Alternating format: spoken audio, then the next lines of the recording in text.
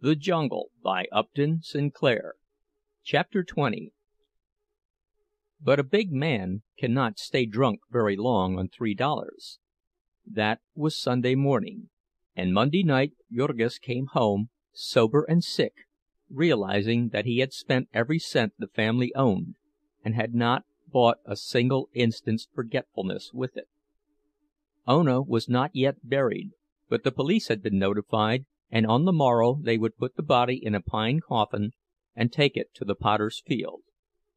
Elzbieta was out begging now, a few pennies from each of the neighbors, to get enough to pay for a mass for her, and the children were upstairs starving to death, while he, good-for-nothing rascal, had been spending their money on drink.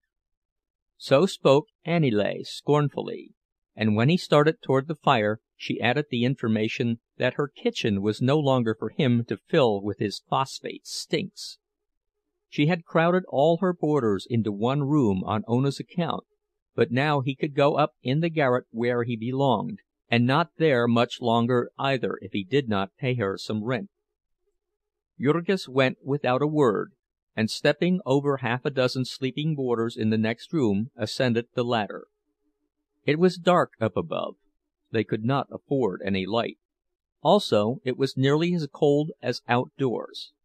In a corner, as far away from the corpse as possible, sat Marija, holding little Antanas in her one good arm and trying to soothe him to sleep. In another corner crouched poor little Juozapas, wailing because he had nothing to eat all day. Marija said not a word to Jurgis. He crept in like a whipped cur, and went and sat down by the body. Perhaps he ought to have meditated upon the hunger of the children, and upon his own baseness, but he thought only of Ona. He gave himself up again to the luxury of grief. He shed no tears, being ashamed to make a sound. He sat motionless and shuddering with his anguish. He had never dreamed how much he loved Ona, until now that she was gone. Until now that he sat here, knowing that on the morrow they would take her away, and that he would never lay eyes upon her again, never all the days of his life. His old love, which had been starved to death, beaten to death, awoke in him again. The floodgates of memory were lifted. He saw all their life together, saw her as he had seen her in Lithuania, the first day at the fair, beautiful as the flowers, singing like a bird. He saw her as he had married her, with all her tenderness, with her heart of wonder. The very words she had spoken seemed to ring now in his ears, the tears she had shed to be wet upon his cheek. The long, cruel battle with misery and hunger had hardened and embittered him, but it had not changed her. She had been the same hungry soul to the end, stretching out her arms to him, pleading with him, begging him for love and tenderness. And she had suffered, so cruelly she had suffered, such agonies, such infamies. Ah, God, the memory of them was not to be borne. What a monster of wickedness, of heartlessness he had been! Every angry word that he had ever spoken came back to him and cut him like a knife. Every selfish act that he had done, with what torments he paid for them now! And such devotion and awe as welled up in his soul, now that it could never be spoken, now that it was too late, too late. His bosom was choking with it, bursting with it. He crouched here in the darkness beside her, stretching out his arms to her, and she was gone forever. She was dead. He could have screamed aloud with the horror and despair of it. A sweat of agony beaded his forehead, yet he dared not make a sound. He scarcely dared to breathe, because of his shame and loathing of himself. Late at night came Elzbieta, having gotten the money for a mass, and paid for it in advance, lest she should be tempted too sorely at home. She brought also a bit of stale rye bread that someone had given her, and with that they quieted the children and got them to sleep. Then she came over to Jurgis and sat down beside him. She said not a word of reproach. She and Marija had chosen that course before. She would only plead with him, here by the corpse of his dead wife. Already Elzbieta had choked down her tears, grief being crowded out of her soul by fear. She had to bury one of her children, but then she had done that 3 times before, and each time risen up and gone back to take up the battle for the rest. Elzbieta was one of the primitive creatures, like the angleworm which goes on living though cut in half, like a hen which, deprived of her chickens one by one, will mother the last that is left her. She did this because it was her nature. She asked no questions about the justice of it, nor the worthwhileness of life in which destruction and death ran riot. And this old common-sense view she labored to impress upon Jurgis, pleading with him with tears in her eyes. Ona was dead, but the others were left, and they must be saved. She did not ask for her own children. She and Marija could care for them somehow, but there was Antanas, his own son. Ona had given Antanas to him. The little fellow was the only remembrance of her that he had. He must treasure it and protect it. He must show himself a man. He knew what Ona would have had him do, what she would ask of him at this moment if she could speak to him. It was a terrible thing that she should have died as she had, but the life had been too hard for her, and she had to go. It was terrible that they were not able to bury her, that he could not even have a day to mourn for her, but so it was. Their fate was pressing. They had not a cent, and the children would perish. Some money must be had. Could he not be a man for Ona's sake, and pull himself together? In a little while they would be out of danger. Now that they had given up the house they could live more cheaply, and with all the children working they could get along, if only he would not go to pieces. So Elzbieta went on with feverish intensity. It was a struggle for life with her. She was not afraid that Jurgis would go on drinking, for he had no money for that, but she was wild with dread at the thought that he might desert them, might take to the road, as Jonas had done. But with Ona's dead body beneath his eyes, Jurgis could not well think of treason to his child. Yes, he said, he would try, for the sake of Antanas. He would give the little fellow his chance, would get to work at once, yes, tomorrow, without even waiting for Ona to be buried. They might trust him, he would keep his word, come what might. And so he was out before daylight the next morning, headache, heartache, and all. He went straight to Graham's fertilizer mill to see if he could get back his job. But the boss shook his head when he saw him. No, his place had been filled long ago, and there was no room for him. "Do you think there will be?" Jurgis asked. "I may have to wait." "No," said the other, "it will not be worth your while to wait. There will be nothing for you here." Jurgis stood gazing at him in perplexity. "What is the matter?" he asked. "Didn't I do my work?" The other met his look with one of cold indifference, and answered, "There will be nothing for you here, I said." Jurgis had his suspicions as to the dreadful meaning of that incident, and he went away with a sinking at the heart. He went and took his stand with the mob of hungry wretches who were standing about in the snow before the time station.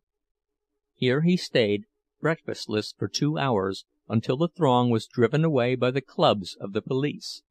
There was no work for him that day. Jurgis had made a good many acquaintances in his long services at the yards. There were saloon keepers who would trust him for a drink and a sandwich, and members of his old union that would lend him a dime at a pinch. It was not a question of life or death for him, therefore. He might hunt all day, and come again on the morrow, and try hanging on thus for weeks, like hundreds and thousands of others. Meantime, Teta Elzbieta would go and beg over in the Hyde Park district, and the children would bring home enough to pacify Aniele and keep them all alive. It was at the end of a week of this sort of waiting, roaming about in the bitter winds, or loafing in saloons, that Jurgis stumbled on a chance in one of the cellars of Jones's big packing plant. He saw a foreman passing the open doorway, and hailed him for a job. "Push a truck?" inquired the man, and Jurgis answered, "Yes, sir," before the words were well out of his mouth. "What's your name?" demanded the other. "Jurgis Rudkus." "Worked in the yards before?" "Yes." "Whereabouts?" "Two places, Brown's Killing Fields and Durham's fertilizer mill." "Why did you leave there?" "The first time I had an accident, and the last time I was sent up for a month." "I see. Well, I'll give you a trial. Come early tomorrow and ask for Mr. Thomas." So Jurgis rushed home with the wild tidings that he had a job, that the terrible siege was over. The remnants of the family had quite a celebration that night, and in the morning Jurgis was at the place half an hour before the time of opening. The foreman came in shortly afterward, and when he saw Jurgis he frowned. "Oh," he said, "I promised you a job, didn't I?" "Yes, sir," said Jurgis. "Well, I'm sorry, but I made a mistake. I can't use you." Jurgis stared, dumbfounded. "What's the matter?" he gasped. "Nothing," said the man. "Only I can't use you." There was the same cold, hostile stare that he had had from the boss of the fertilizer mill. He knew that there was no use in saying a word, and he turned and went away. Out in the saloons the men could tell him about the meaning of it. They gazed at him with pitying eyes. Poor devil, he was blacklisted! What had he done, they asked? Knocked down his boss? Good heavens, then he might have known! Why, he stood as much chance of getting a job in Packingtown as of being chosen mayor of Chicago. Why had he wasted his time hunting? They had him on a secret list in every office, big and little, in the place. They had his name by this time in St. Louis and New York, in Omaha and Boston, in Kansas City and St. Joseph. He was condemned and sentenced, without trial and without appeal. He could never work for the packers again. He could not even clean cattle pens, or drive a truck in any place where they controlled. He might try it, if he chose, as hundreds had tried it, and found out for themselves. He would never be told anything about it. He would never get any more satisfaction than he had gotten just now. But he would always find, when the time came, that he was not needed. It would not do for him to give any other name, either. They had company spotters for just that purpose, and he wouldn't keep a job in Packingtown 3 days. It was worth a fortune to the packers to keep their blacklist effective, as a warning to the men, and a means of keeping down union agitation and political discontent. Jurgis went home, carrying these new tidings to the family council. It was a most cruel thing. Here, in this district, was his home, such as it was, the place he was used to, and the friends he knew, and now every possibility of employment in it was closed to him. There was nothing in Packingtown but packing houses, and so it was the same thing as evicting him from his home. He and the two women spent all day and half the night discussing it. It would be convenient downtown, to the children's place of work, but then Maria was on the road to recovery, and had hopes of getting a job in the yards, and though she did not see her old-time lover once a month because of the misery of their state, yet she could not make up her mind to go away and give him up forever. Then, too, Elzbieta had heard something about a chance to scrub floors in Durham's offices, and was waiting every day for word. In the end it was decided that Jurgis should go downtown to strike out for himself, and they would decide after he got a job. As there was no one from whom he could borrow there, and he dared not beg for fear of being arrested, it was arranged that every day he should meet one of the children and be given 15 cents of their earnings, upon which he could keep going. Then all day he was to pace the streets with hundreds and thousands of other homeless wretches, inquiring at stores, warehouses, and factories for a chance. And at night he was to crawl into some doorway or underneath a truck and hide there until midnight, when he might get into one of the station houses and spread a newspaper upon the floor, and lie down in the midst of a throng of bums and beggars, reeking with alcohol and tobacco, and filthy with vermin and disease. So for 2 weeks more Jurgis fought with the demon of despair. Once he got a chance to load a truck for half a day, and again he carried an old woman's valise and was given a quarter. This led him into a lodging house on several nights, when he might otherwise have frozen to death, and it also gave him a chance now and then to buy a newspaper in the morning, and hunt up jobs while his rivals were watching and waiting for a paper to be thrown away. This, however, was really not the advantage it seemed, for the newspaper advertisements were a cause of much loss of precious time, and of many weary journeys. A full half of these were fakes, put in by the endless variety of establishments which preyed upon the helpless ignorance of the unemployed. If Jurgis lost only his time, it was because he had nothing else to lose. Whenever a smooth-tongued agent would tell him of the wonderful positions he had on hand, he could only shake his head sorrowfully and say that he had not the necessary dollar to deposit. When it was explained to him what big money he and all his family could make by coloring photographs, he could only promise to come in again when he had $2 to invest in the outfit. In the end, Jurgis got a chance through an accidental meeting with an old-time acquaintance of his union days. He met this man on his way to work in the giant factories of the Harvester Trust, and his friend told him to come along and he would speak a good word for him to his boss, whom he knew well. So Jurgis trudged 4 or 5 miles and passed through a waiting throng of unemployed at the gate under the escort of his friend.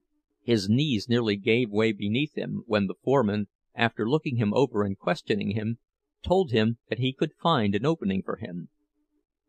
How much this accident meant to Jurgis he realized only by stages, for he found that the harvester works were the sort of place to which philanthropists and reformers pointed with pride.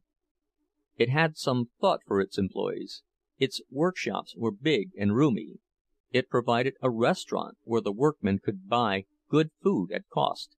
It had even a reading room, and decent places where its girl hands could rest. Also, the work was free from many of the elements of filth and repulsiveness that prevailed at the stockyards. Day after day Jurgis discovered these things never expected nor dreamed of by him, until this new place came to seem a kind of heaven to him. It was an enormous establishment, covering 160 acres of ground, employing 5,000 people, and turning out over 300,000 machines every year, a good part of all the harvesting and mowing machines used in the country. Jurgis saw very little of it, of course. It was all specialized work, the same as at the stockyards. Each one of the hundreds of parts of a mowing machine was made separately, and sometimes handled by hundreds of men. Where Jurgis worked there was a machine which cut and stamped a certain piece of steel, about 2 square inches in size. The pieces came tumbling out upon a tray, and all that human hands had to do was to pile them in regular rows, and change the trays at intervals. This was done by a single boy, who stood with eyes and thought centered upon it, and fingers flying so fast that the sounds of the bits of steel striking upon each other was like the music of an express train as one hears it in a sleeping car at night. This was piecework, of course, and besides it was made certain that the boy did not idle by setting the machine to match the highest possible speed of human hands. 30,000 of these pieces he handled every day, 9 or 10 million every year. how many in a lifetime it rested with the gods to say. Near by him men sat bending over whirling grindstones, putting the finishing touches to the steel knives of the reaper, picking them out of a basket with the right hand, pressing first one side and then the other against the stone, and finally dropping them with the left hand into another basket. One of these men told Jurgis that he had sharpened 3,000 pieces of steel a day for 13 years. In the next room were wonderful machines that ate up long steel rods by slow stages, cutting them off, seizing the pieces, stamping heads upon them, grinding them and polishing them, threading them, and finally dropping them into a basket, all ready to bolt the harvesters together. From yet another machine came tens of thousands of steel burrs to fit upon these bolts. In other places all these various parts were dipped into troughs of paint and hung up to dry, and then slid along on trolleys to a room where men streaked them with red and yellow, so that they might look cheerful in the harvest fields. Jurgis' friend worked upstairs in the casting rooms, and his task was to make the molds of a certain part. He shoveled black sand into an iron receptacle, and pounded it tight and set it aside to harden. Then it would be taken out and molten iron poured into it. This man, too, was paid by the mold, or rather for perfect castings, nearly half his work going for naught. You might see him, along with dozens of others, toiling like one possessed by a whole community of demons, his arms working like the driving rods of an engine, his long black hair flying wild, his eyes starting out, the sweat rolling in rivers down his face. When he had shoveled the mold full of sand, and reached for the pounder to pound it with, it was after the manner of a canoeist running rapids and seizing a pole at sight of a submerged rock. All day long this man would toil thus, his whole being centered upon the purpose of making 23 instead of 22.5 cents an hour. And then his product would be reckoned up by the census taker, and jubilant captains of industry would boast of it in their banquet halls, telling how our workers are nearly twice as efficient as those of any other country. If we are the greatest nation the sun ever shone upon, it would seem to be mainly because we have been able to goad our wage earners to this pitch of frenzy, though there are a few other things that are great among us, including our drink bill, which is $1.25 billion a year, and doubling itself every decade. There was a machine which stamped out the iron plates, and then another which, with a mighty thud, mashed them to the shape of the sitting-down portion of the American farmer. Then they were piled upon a truck, and it was Jurgis' task to wheel them to the room where the machines were assembled. This was child's play for him, and he got $1.75 a day for it. On Saturday he paid Aniele the 75 cents a week he owed her for the use of her garret, and also redeemed his overcoat, which Elzbieta had put in pawn when he was in jail. This last was a great blessing. A man cannot go about in midwinter in Chicago with no overcoat and not pay for it, and Jurgis had to walk or ride 5 or 6 miles back and forth to his work. It so happened that half of this was in one direction and half in another, necessitating a change of cars. The law required that transfers be given at all intersecting points, but the railway corporation had gotten round this by arranging a pretense at separate ownership. So whenever he wished to ride, he had to pay 10 cents each way, or over 10% of his income to this power, which had gotten its franchises long ago by buying up the city council, in the face of popular clamor, amounting almost to a rebellion. Tired as he felt at night, and dark and bitter cold as it was in the morning, Jurgis generally chose to walk. At the hours other workmen were traveling, the streetcar monopoly saw fit to put on so few cars that there would be men hanging to every foot of the backs of them, and often crouching upon the snow-covered roof. Of course the doors could never be closed. and so the cars were as cold as outdoors. Jurgis, like many others, found it better to spend his fare for a drink and a free lunch, to give him strength to walk.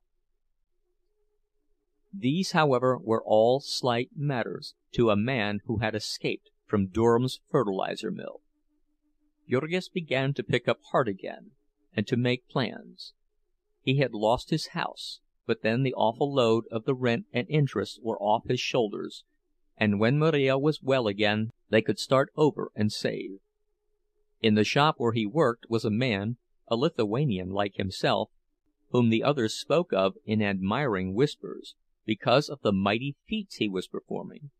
All day he sat at a machine turning bolts, and then in the evening he went to the public school to study English and learn to read. In addition, because he had a family of 8 children to support, and his earnings were not enough, on Saturdays and Sundays he served as a watchman.